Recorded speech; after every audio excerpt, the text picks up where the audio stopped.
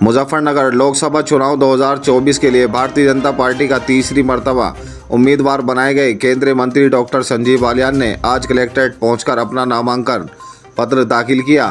मंत्री डॉक्टर संजीव बालियान उत्तर प्रदेश सरकार के व्यावसायिक शिक्षा एवं कौशल विकास मिशन विकास मंत्री कपिल देव अग्रवाल व पार्टी के अन्य आला नेताओं के साथ भारतीय जनता पार्टी जिला दफ्तर काफिले के साथ कलेक्ट्रेट में पहुंचे थे। भाजपा प्रत्याशी डॉक्टर संजीव बालियान मंत्री कपिल देव एवं अन्य वरिष्ठ नेताओं के साथ कलेक्ट्रेट में दाखिल हुए और जिला अधिकारी एवं निर्वाचन अधिकारी अरविंद मल्लप्पा बंगारी की अदालत में बनाए गए नामांकन स्थल पर पहुंचे, जहां उन्होंने अपने नामांकन जिला अधिकारी के सम्मुख प्रस्तुत किए।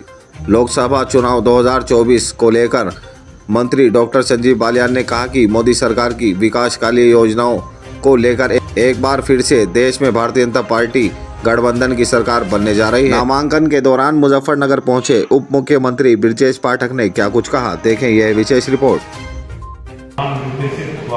मुजफ्फरनगर है, नामांकन के लिए क्या कहेंगे? मुजफ्फरनगर जनपद में मैं जिस ढंग से सड़कों पर सैलाब देख रहा हूँ, जाति धर्म संप्रदाय से ऊपर उठ करके सभी लोग भारतीय जनता पार्टी के लोकप्रिय प्रत्याशी संजीव बालियान जी के साथ हैं, माननीय मोदी जी के साथ हैं। भारतीय जनता पार्टी की एक तरफा लहर मुजफ्फरनगर में चल रही है और जिस ढंग से हम देख रहे हैं एक एक व्यक्ति, माताएं, बहनें, बुजुर्ग, नौजवान सभी लोग चाहते हैं कि हमारा बेटा संजीव बालियान एक तरफा प्रचंड बहुमत से जीते और विपक्षियों की जमानत जब्त हो, ऐसा संदेश यहाँ पर हमें देखने को मिला है। रालोद साथ आई है, कितना बल? देखिए, राष्ट्रीय लोकदल चौधरी जयंत सिंह पूरी उनकी टीम है।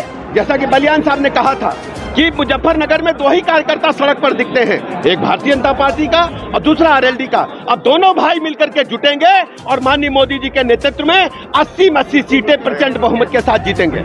किसानों की सबसे पहले तो मंत्री आपने नामांकन किया है, लोकसभा चुनाव की कैसी तैयारी चल रही है, क्या कहेंगे? सबसे पहले तो पार्टी का आभार, धन्यवाद।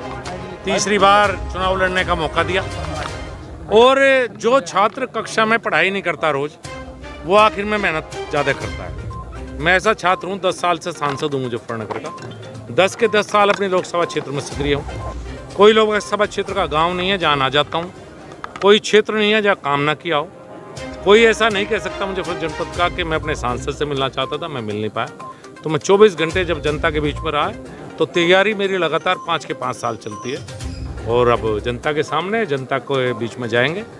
हमारी सरकार के पिछले 10 साल के काम लेकर, प्रदेश सरकार के 8 साल के, आदरणीय नरेंद्र मोदी जी, आदरणीय योगी आदित्यनाथ जी प्रदेश सरकार के जो काम हुए उन्हें लेकर जनता के बीच में जाएंगे। हाँ, आसान नहीं दिख रही है क्योंकि कई समाज के लोग अलग अलग नाराजगी जाहिर करते हुए उन्होंने इलेक्शन में पर्चा भर दिया है, खड़े हो गए।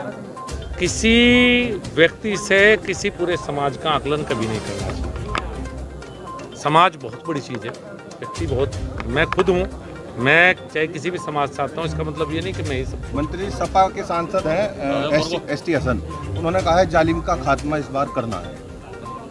अब एसटी हसन जी का कैसा खात्मा होगा मुझे नहीं पता, उनका क्या इलाज होगा। 80 के 80 सीटें भारतीय जनता पार्टी जीते। अगर उनके दिल से पूछोगे तो एसटी हसन जी अपना सिंबल वापस कर दें कि पीछा छुड़ाओ। आधे विपक्ष के जो चुनाव लड़ रहे हैं वो चाहते हैं कि कोई ऐसा काम हो जाए और पार्टी उनसे ले ले। कहीं तो बदल दिए, आपके बिजनौर, आपके वहाँ मेरठ में भी सुन रहे हैं, रोज़ तो अदला बदली हो रही है, छोड़ छोड़ के सिंबल भाग रहे हैं।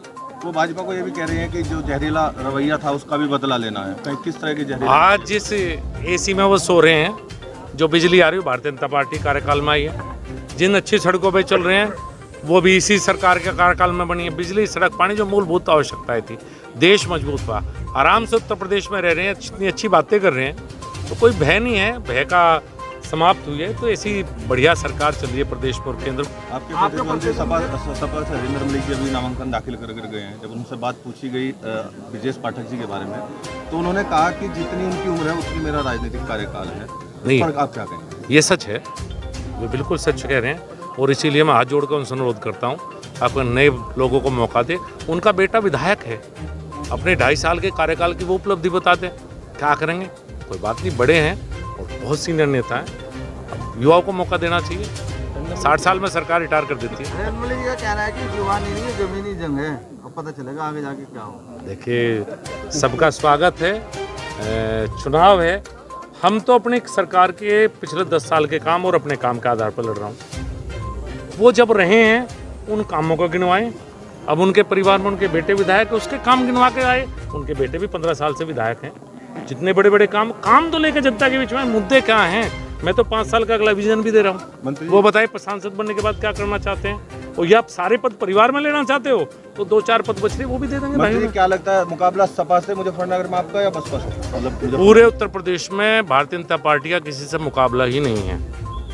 सुपड़ा साफ है, आंधी है, इस आंधी में बड़े बड़े पेड़ उखड़ेंगे। लोगों की नाराजगी कैसे दूर करेंगे? काफी कई सामने आ रही है चीजें, सरदना से भी, खतौली से भी, बुढ़ाना से भी, उनकी नाराजगी। भारतीय जनता पार्टी बड़ा परिवार है, 1-2 को कोई वो होती है, आपस में बातचीत होती है, और बहुत बड़ा चुनाव है दोस्तों।